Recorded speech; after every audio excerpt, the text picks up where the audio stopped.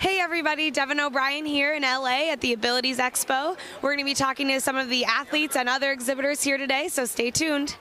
We're here with Lisa Wells from Wheel Life, and she is also our partner for Get Out and Enjoy Life. Lisa, do you want to tell us a little bit about Wheel Life? Sure, of course. Wheel Life is an organization that is designed for anyone who uses a wheelchair. It doesn't matter what your condition type is. And it's an online e-zine of sorts that you can go to our website, which is wheel-life.org, like real life, but with wheels. Or you can go to our Facebook page, which is Wheel Life online, and keep up with the daily updates that we put out with free resources for our members. Awesome, and you just wrote a book, is that right? Yeah, we did. We launched a new book for people with disabilities in January. And it's a topic that everyone is sure to love because it's about raising money, how to raise money, 10 fundraising ideas to help people with disabilities with additional rehab expenses, buying adapted vehicles, sports equipment, anything that we can do to share ideas on how to extend and involve yourself in life using a wheelchair. Awesome, awesome. And what are your upcoming plans with the Get Out and Enjoy Life? Oh yeah, Get Out, Enjoy Life this summer is going to be our 4th edition of this summer vacation program that we do every year with Sports and Spokes magazine. And we're so looking forward to it because it's a program we do every year that shows people accessible destinations and vacation spots and weekend getaways that they can go to in every state in the country that are specially designed and accessible for people who use wheelchairs. And we've been doing it for 4 years now with Sports and Spokes, as well as another organization called Life After Spinal Cord Injury. And we are super excited to be doing it again this summer. Awesome, that's great. Well, thank you so much. Sure, and just one more thing to mention. If any of your viewers would like to get a free copy of the Fundraiser Ideas book, all they have to do is go to wheel-life.org and they can request a free download copy of the book by just filling out a simple form. Awesome, great. Well, thank you. Thank you. And cut. We're here with Jennifer, 2010's Miss Wheelchair California. You want to tell us a little bit about the foundation and what you do? Yes, Devin. My name is Jennifer, and I'm the state coordinator for Miss Wheelchair California Foundation, which is an advocacy pageant for women 21 to 60 who are in wheelchairs. And our mission ultimately is to celebrate women with women in wheelchairs, and lift up their accomplishments and show the world. That way, the world will be lifted up themselves by their accomplishments. Miss Wheelchair California is the only pageant that is able to go on to a national level, which competes for Miss Wheelchair America. So actually we will have, for the first time in Miss Wheelchair America's 38-year history, Miss Wheelchair America in California, in Long Beach, in August. So we're really looking forward to that. Very cool. Can you tell me a little bit about what the pageant involves and what the contestants have to do? Miss Wheelchair California is a 3-day pageant, and during that pageant, the contestants will experience workshops that will build their speaking skills, their leadership skills, and teach them how to brand themselves or market themselves as a speaker or maybe an author, somewhat of a public figure for people to look up to, as well as for our contestants to maybe make a little bit of a, I'm sorry, let me start that over. It'll provide our contestants the opportunity to be able to create a job for themselves as a speaker or an author. So it's definitely a great opportunity on both ends for the contestant as well as to people whose lives they're going to touch later by telling them their story, or if they read their story, things like that. We also go through physical fitness during the workshops as well. During pageant, the contestants will be judged. That sounds so awful. They'll go through a judging session. And they'll answer questions that pertain to disability issues that are current today. And then after that, the scores will be tallied, and that's how we come up with our Miss Wheelchair California. Also, what's taken into account is the contestants' education, as well as their advocacy resume and their community involvement resume. So there's a lot that goes into it, and we have a lot of contestants that come from all different kinds of backgrounds with all different kinds of disabilities. They're all in wheelchairs, so it's great. Awesome. And what did it feel like to win for you? How was that? Actually, I was first runner-up before I won, so I was kind of thankful because I might have been a little bit embarrassed, but I was really excited. And it was actually a big year for me because in 2010 was the signing of the 20-year anniversary of the signing of the ADA. So it was great, and actually Sports and Spokes did my first interview, so it was really awesome to be here again. That's amazing. What kind of things did you do with that title? With that title, I spent a lot of time at the Capitol speaking to our state's legislative body, trying to promote trying to stop them from cutting, funds that help the disability community. I did a lot of things that were also fun, like surfing with Life Rolls On. I actually went skiing that year with Life Rolls On, too. And so I spoke to a lot of different groups, all ages, from young to old, and just trying to spread the message of inclusion and things like that. We're here with Mike and Tim in our booth. They're with Handicap This. Tell us a little bit about what you guys are doing. Sure, I'm Tim. This younger, better-looking man is Mike. Yeah, thank you. Mike has cerebral palsy, and Tim doesn't. I met Mike in 2001, and I started being Mike's one-on-one aide. And then, what would you say happened after that, Mike? It just exploded. We had a lot in common. We had a really good relationship, and it just transcended work and jobs and what we would do at school. It just took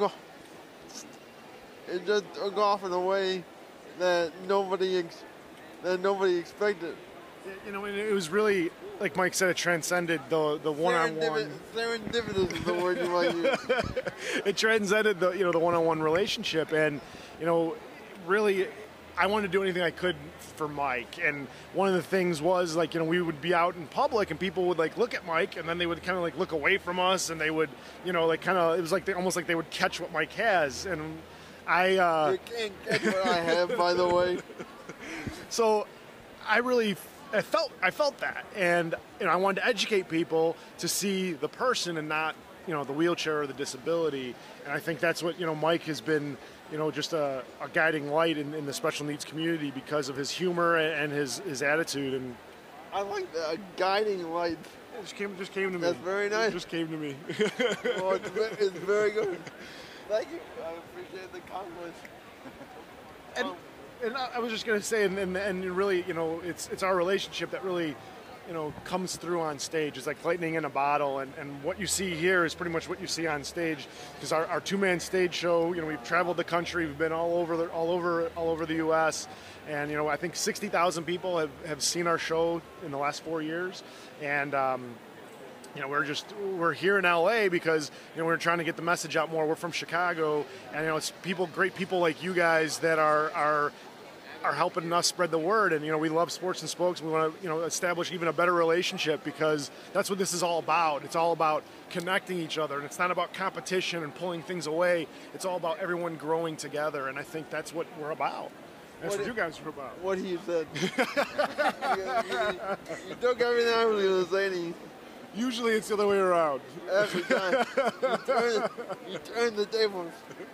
So tell us a little bit more about your show. Is it a comedy show? What kinds of acts do you do? Right. So I would say, Mike says it this way. It's 71% comedy. Let's see, I gotta do the math.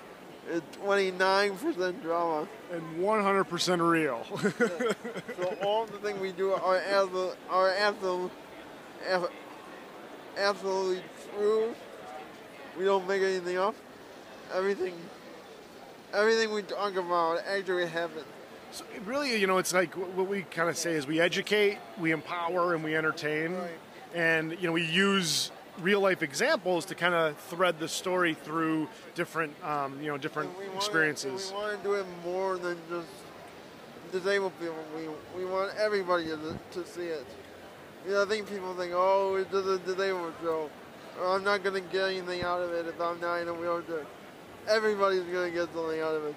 I don't know what they're going to get out of it, but they're going to get something. And I think that's the great thing about our relationship and about our show is that we talked earlier about transcending, but really with our show, with Mike's kind of like the voice for the special needs community, and then my goal with the show is really educating the able-bodied community. So really, you have both of these communities coming together, and everyone enjoys the show and laughs and has a great time, and we're all together like we were talking about before. So, we want, more people to be able to experience the show because, like Mike said, too many times it's really just the disability organizations that are bringing us in. It's not, Which is good. Which is good. We're not disparaging. Not at all. Not at all. No, we don't do that. Turn no one away. But now corporations are starting to bring us in to talk with their like diversity programs and stuff like that. So we're definitely branching out, and that's why we're here. We're going to keep branching out, keep making connections. So how did you come up with the idea to do this show? Mike, what do you think about this? We would do this fee. Okay, so in 2005, did a run from Orlando to Chicago. That run turned into a book. Then we got hired because of our story to do speaking engagements. And then one day we thought, and this will show you how we think, one day we thought, hey, we're pretty good at this. What if we turned it into a show? So we knew nothing about turning anything into a show. So we got people that didn't know, and they showed us, and they helped us. And in 2010? Yep. We premiered, and we never, ever done the same show twice. Like, the skeleton's always the same, but you never know what's going to happen. We do a lot of improvising, and Mike loves improvising. And really, we try to do some, audience participation stuff, and we just try to keep it light. But then there's our times that it's heavy, too. We like to keep it light, but we can't shy away from the heaviness. I mean, we basically we pull no punches, and we push the envelope, and we want to educate people, and we want to do it in a way where it's real. So there are topics that we cover that are real life topics that some people might not like to hear, and we think that that's the way that you're really gonna educate more people is when you kind of just lay it all out on the table. When they say there's a subject that they're uncomfortable with, I just go, okay, let's talk more about that. I love making people uncomfortable in a good way. In a good way. That's great. Awesome. Well, thank you so much, guys. You guys are great. Thank you very much.